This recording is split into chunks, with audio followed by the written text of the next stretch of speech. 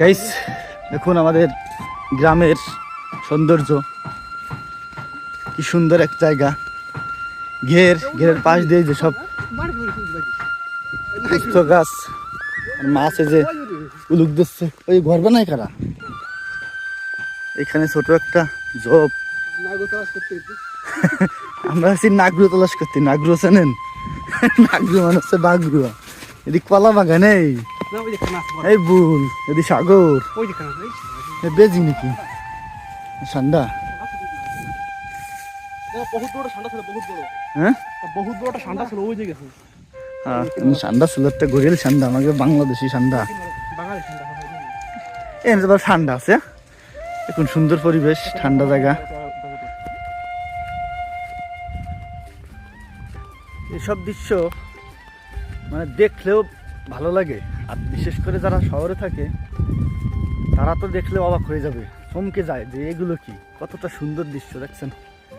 চারপাশের সবুজ সবুজ আর সবুজ। এই যে গ্রামের নৌকা ভিড় করা রয়েছে, আর সুন্দর পথ, গ্রামের মেঠো পথ। দেখুন চারপাশে যে ভেন্ডি গাছ পাশে। আর যেটা আকর্ষণ গ্রামের, সেটা হচ্ছে চার বলে আমাদের এখানে, বা শাকো, এক এক জায়গায় এরকম বলে। এই যে হচ্ছে সেই চার, এই যে দেখেন আমাদের এখানে চার বলি আমরা, অন্য জায়গা বলে নাকি শাকও বলে।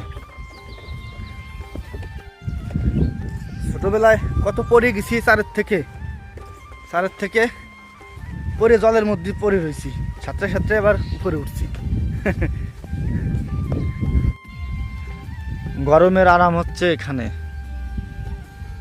পুকুর পাড়ে সুন্দর বাতাস। এই যে এবার মধুর কি বলে কি বাসা, মধু হয় এখানে, ঠিক আছে।